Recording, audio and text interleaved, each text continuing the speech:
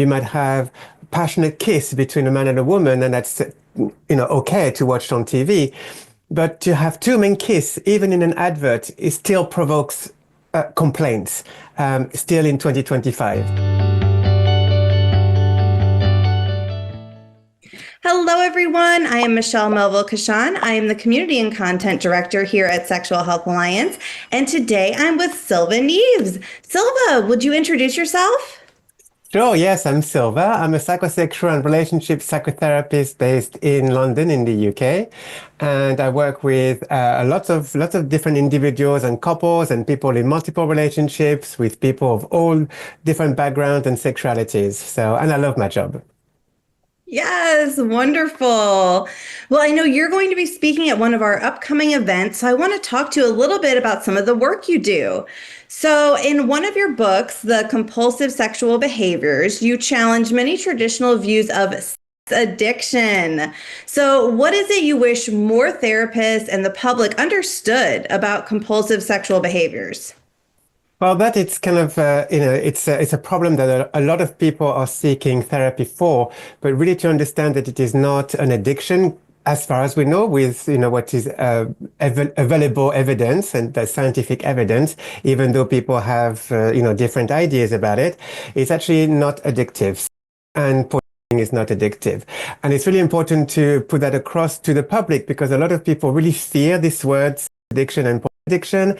And if they start to Google about it, they are likely to see the first things will be sex addiction, porn addiction, and then they will direct them to places like 12-step programs, for example, or other abstinent-based places, or sometimes religious-based places.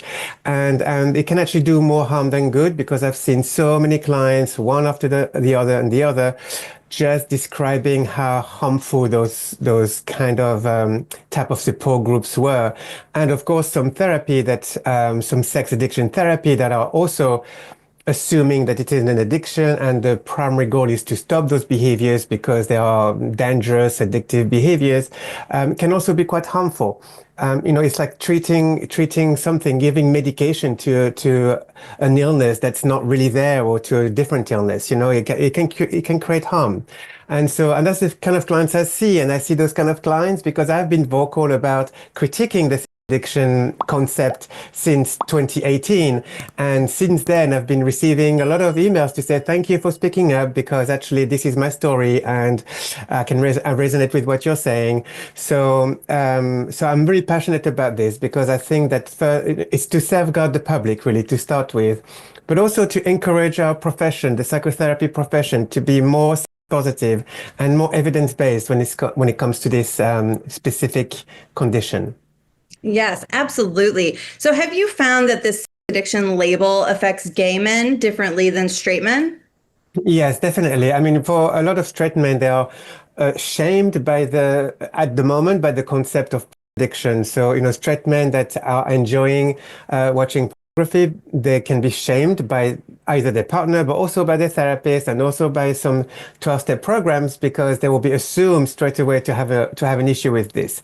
And usually it will be something like, I watch porn every day. Is it a problem? And some people will be saying, yes, it's a problem to watch porn every day. You should not be watching it at all. Actually, that, to be a better kind of human being is to not watch porn. And those things, a lot of those concepts are very religiously based. First, a lot of people don't know about this, but originally it's a religious thinking, and then it's very heteronormative. So if you translate that into the queer communities, it's even more harmful because the relationship that queer people have with or with their own bodies and their own sexuality is actually quite different from the heterosexual people. And what is the most difference is that the queer people's bodies and queer people's sexuality are not affirmed every day in our society. So, you can just be watching any movies, and any movies, you can have a hot scene that is heterosexual scene. You might have passionate kiss between a man and a woman, and that's, okay to watch on TV. But to have two men kiss, even in an advert, it still provokes complaints still in 2025. And now there are more queer representations in the media, but they have to be cute and they have to be not too sexual and they have to be comedy, okay, to be palatable to the heterosexual world. And so because of that, places that are sexual, including pornography, can be places of real meaningful importance for queer people to be able to be having representation of their queer bodies and their queer sexualities through pornography. So for them, it can actually be a place of meaning, it can be a place of well-being, and it can be well-being enhancing, in fact. And that's really quite different from a heterosexual person who might be watching that has misogynistic themes. And so, and that can be something that sure we can discuss and that can be problematic, maybe not always, but sometimes. Whereas with queer people watching queer porn, it's actually we can't just be having the same conversation because it's different. And queer people engaging, being with each other, say for example, going to clubs and meeting with each other and being with each other is also an important part of well-being, because again, those spaces are really important because they are not affirmed out there in society. When queer people, go to work or they are, engaging with the rest of the world, a lot of the time they have to edit themselves because they have to still be kind of palatable to the heterosexual world. And so when they go to their own queer spaces, they can just be themselves. They can just relax and not have to worry about what people are going to think of them because they decide to just wear something that is not the norms. Right, right. Oh, I completely agree. And so for like therapists, educators, counselors, coaches, like what would you recommend? Like how can they have a more compassionate and evidence-based approach to addiction? I think first of all, they just need to learn more and more and more about sexology, because a lot of the narrative about addiction and sex addiction are based on addiction theories, and some of those therapists are not always informed by sexology. And so first of all, I would say learn about sexology and learn about the sexual diversity. And there's so much sexual diversity that once you really understand sexual diversity, the concept of sex addiction doesn't make any sense anymore. And to read up on the actual research, a lot of the narrative and the addiction place are really applying an addiction thinking to something that is not really quite understood. But if you actually look at the proper research on pornography, we find that actually, it doesn't cause anything. There's no causation.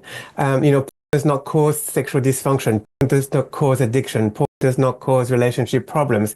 Yet those narratives we keep hearing all the time, and they are actually not accurate. So it's really important that we can challenge ourselves and to think, okay, maybe I believe that porn is bad, but actually the research says otherwise.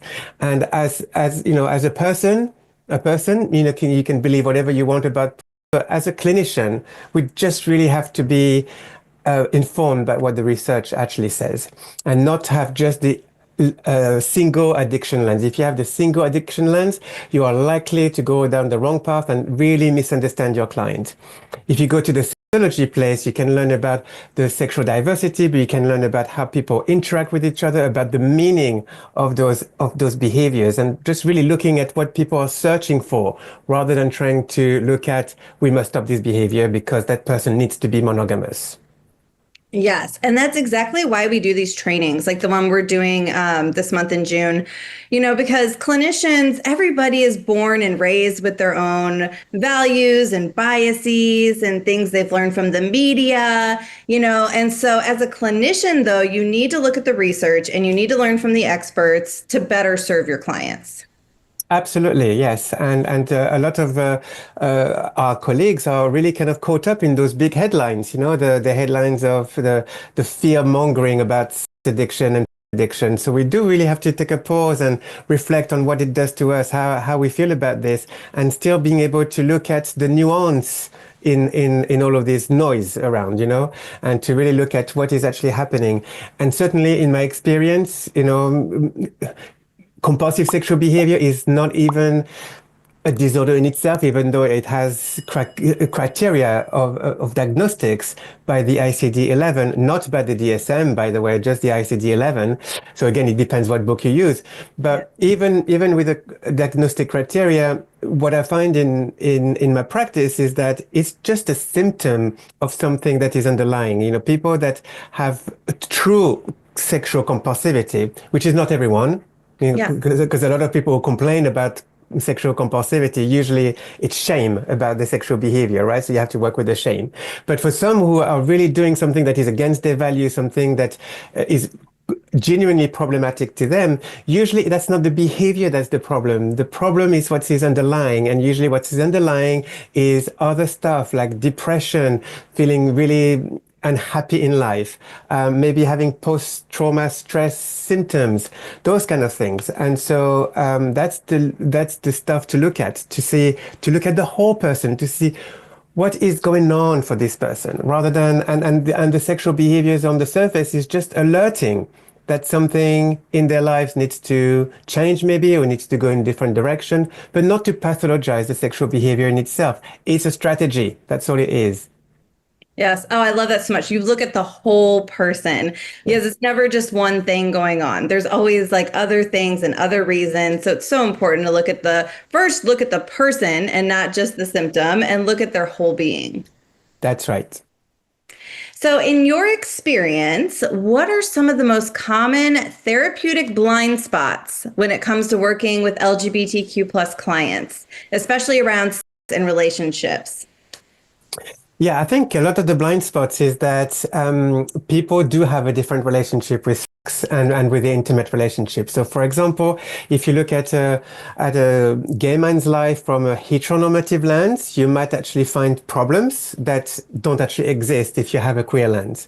So, one example is like, you know, it could be some gay men who decide to not have one intimate relationship, not to be monogamous, to have several friends with benefits. And then on the weekends, they might decide to just wear some gears, and then they might decide to go to sex clubs and have sex with 5, 6, 7, 10 people without condoms. So if you just look at this, a lot of therapists will panic. They will panic first because they will think, oh my gosh, you have sex with strangers without condoms, you know, sexual health, HIV, all of that. And even though, of course, this has to be part of the conversation, it's really important not to have a knee-jerk reaction to say, oh my gosh, there's a problem here. Because now, you know, we have PrEP and we have a lot of stuff that gay men can really, really look after themselves and their sexual health, even with having sex without condoms with multiple men. And then the other kind of typical heteronormative lens will be something like, but you want to have sin clubs and friends with benefits, but you don't want to have a partner? Is it like an attachment issue? And so then we use attachment theories to pathologize some gay men's ways of relating to others. Not really understanding that actually sometimes when people go to sex clubs, it's not just for sex, it's actually for a lot of social connection, it's for being with their peers, and it can be a real place of family and or belonging even. But you know, the heteronormative lens will be like, oh, you go to sex clubs to have the anonymous, and that's all there is, and then you're just not having a relationship in your real life, or do you have like an avoidant attachment style or an anxious attachment style?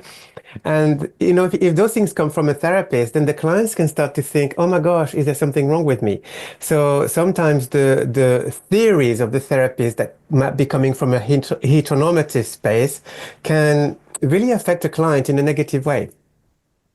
Yeah, and once again, that's why it's so important to have an informed clinician. Like you want to be seeing a therapist or provider who knows about LGBTQ plus relationships, who understands the nuances, who's been to recent trainings, that way they can better serve their clients. Yes, that's right. You know, and I've seen some over the years, I've seen some sex addiction therapists who would say things like polyamory is dangerous. I was like, oh, that's a bit Wow. shocking, actually. But yeah, you know, there's still this kind of narrative out there. Or even not long ago on one of my social media thing, a therapist said to me that promoting pups, you know, people wearing pup masks, Yeah. which is part of the gay subculture of the gay leather scene and BDSM scene, sin. They were saying, oh, well, promoting that is a sin. So Wow. it's like, yeah. And, that this kind of language still happens in 2025, and it happens from some therapists, obviously not all therapists, but some therapists. Because the thing that's really confronting sometimes, especially in the area of sex and relationship, is that some therapists hold religious views, okay? And that's totally Yeah. fine to be a religious therapist, no problem. But you have to keep that in your own house and not to impose that onto your clients. And even though you might not do, prayers to your clients, although some therapists do, yeah, Yes. it's still about thinking, still understanding that the idea of monogamy is actually a Christian concept. It's not how humans are. And so if the therapist kind of impose those things, they might impose intentionally or unintentionally some Christian values onto people that actually doesn't fit with people. And it's not great for heterosexual people, but it's even worse for queer people because a lot of queer people have already been harmed by religious views or religious thinking or even religious people. And so it can re-traumatize the queer communities if we have this kind of language. So we really have to be careful with that. And, it's like, usually when I say that, some people say, oh, well, it's because you're anti-religion. I'm not at all anti-religion. It's like, I was like, it's totally fine if you want to be religious. But again, it's about, keeping your own stuff and your own moral values to your own life and just not imposing that onto your clients. And especially if the client has a sexual behavior or some sexual diversity that you don't quite understand, then it can be very easy to decide to pathologize it rather than just thinking, maybe this person lives in a different world. Yes. Oh, such a good point. As someone who blends psychosexual therapy with trauma work and relationship dynamics, how do you approach working with couples where one or even both partners are navigating trauma histories? Yeah, that's very complex. So it depends on the level of what's going on for them now, because there are some people who have very serious post-traumatic stress disorder. So the disorder bit is when it's quite high level and when there's a lot of impairment in functioning. So for people like this, I would really definitely recommend to have one-to-one therapy with a specialist in trauma, maybe EMDR or other kind of trauma techniques, and then also doing some relationship work when they are ready, because sometimes the triggers can be so frequent and so heightened that if you're going to start doing relationship therapy or couples therapy with someone who has a lot of PTSD reaction, it could make things worse because the therapist can recommend something that could be quite basic, but actually for that client, it might be a trigger, and we don't always know all the triggers. That's the thing with PTSD. Sometimes you get to know the triggers as you go along, and you don't want to be making a recommendation that then in between session creates a major trigger for a client. So I would say, it's good to have just one-to-one therapy if it's that level of PTSD. But a lot of people don't have the disorder part of the PTSD. They have post-traumatic stress symptoms, and so it means that they can function in life, things can go well, but they have a lot of reaction in terms of, for example, intimacy or how they take their clothes off, or if their part of their body gets touched in a certain way. So this is definitely something that you can have in relationship therapy and talk and or within couples therapy or relationship therapy.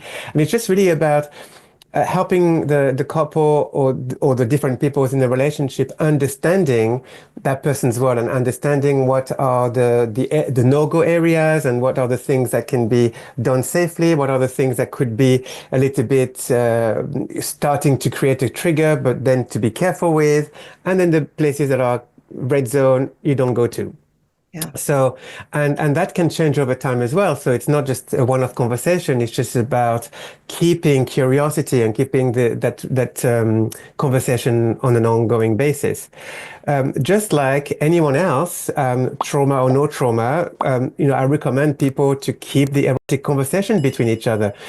Because if they are in a long-term relationship, things are going to change for them. They're not always going to be turned on by the same things. Their body is going to change. And so it's good to keep in touch with what to do, what not to do, what to no longer do, or what to start doing as we age and get on with life.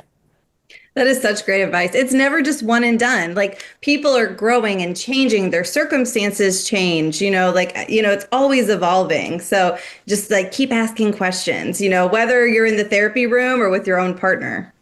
That's right. Yes, and for a lot of clients who have a significant trauma history, sometimes it's important to give them the power to just express it in the way that they want to. Sometimes we hear, out there that anger is bad. Anger is a bad emotion. You should not be angry. If you keep being angry, it means you're not healed. Okay. And I think this is not true. I think that sometimes it's really important to be angry because if something really unacceptable happened to you in the past, you can be angry and you can be angry for life and still have a good life, And sometimes the anger is a really good place of energy to recycle into something passionate for yourself, right? So there are some people that can be like really, really powerfully feminist with their bodies and very body positive, and that could be because they were shamed in the past. Okay, so I say good for you, and so anger has a place, and forgiveness is another thing. A lot of people get told that you have to forgive, in order to heal, and I say no, you don't. It's okay to never forgive. If somebody has done something really, really, really awful to you and really unacceptable to you, you don't have to forgive, and you can still live a good life, not forgiving. You're not going to be a bad person if you don't forgive. I love that so much. And I remember hearing somewhere too that anger is like the little voice that speaks up for you that says, hey, like somebody has done something wrong to you. And it like keeps you, like helps you stand up for yourself and fight injustice. That's right. Absolutely. So, Silva, you are a busy person. Not only are you a practicing therapist, but you're also a trainer, course director, journal contributor, book author. What motivates you to stay involved in education and leadership in the field of sexology and sexual health? Yeah, that's a good question. I think that I'm just really passionate about the work that we do. And I love my job and I love my profession. But, we've just been discussing today, there are issues in our profession. There are problems like our profession is still very much heteronormative, very middle class, very white still. And so I think it's really important to just keep being out there and keep teaching and keep helping our colleagues to be just a better profession because we can still improve. We are a great profession, but we can be better and better and better. And it happens within the sexology place. We can learn so much from each other as sexologists, but also I love teaching sexology knowledge to people who are not psychologists because I really believe that all psychotherapists of all background and all psychologists of all background should be comfortable talking about with their clients, not just a specialist in sexology. Oh, 100%. And at our online events, we invite everyone. So we have medical professionals who come in, physical therapists, we have, just mental health therapists who maybe aren't specialized in sex therapy because, each event is curated about a different topic. And it's important to keep learning and keep knowing things. Like the field of sexual health is so vast. And I feel like we've just barely scratched the surface. There's always more to know. I know that's so exciting, isn't it? To just know that there's plenty you don't know. That's exciting. I love that. Right. And you and I are friends on LinkedIn, and I saw that you just released a book. Do you want to talk about that a little? Yeah, it's a book called Sexual Diversity, and it's basically what we're talking about here today. It's a very kind of easy read book for people who want to learn more about all the diversity in people's lives and their erotic mind and their fantasies and the sexual behaviors. And I try to have like a broad range of hey, this is all the things that people do in the bedroom, not just missionary style. And hey, here are all the sexualities that people identify with, not just heterosexual, bisexual, and gay. And here are all the fantasies and all the mind that is just so vast and colorful that we can have. And so this is really basically the book. Yes. Oh, I love that. So exciting. All right. So if you could leave our audience with one takeaway, tip, piece of advice, what would that be? Oh, well, I think the piece of advice would be to just keep reaching for pleasure without shame. Oh, Because life is too short. I completely agree. All right, everyone, if you want to hear more from Silva Neves, please join us at our June online event, Smart Love and Pride of Sides, happening Saturday, June 21st and Sunday, June 22nd. You can get tickets on our website at sexualhealthalliance.com. We'll also have more information in the description below. Thank you, Silva, for joining me today. Thank you. All right, bye, everyone. Thanks for watching this video with Silva Neves. If you love sexual health education, please subscribe to our channel and like this video. If you enroll as a student with Sexual Health Alliance, you could get this weekend for free. So send us an email to learn more. And do us a favor, share this video with someone who might benefit from this information. Your support helps us reach more people with important sexual health information. So if you're passionate about this space, we know you'll enjoy these videos. So check them out. And remember, you are exceptional.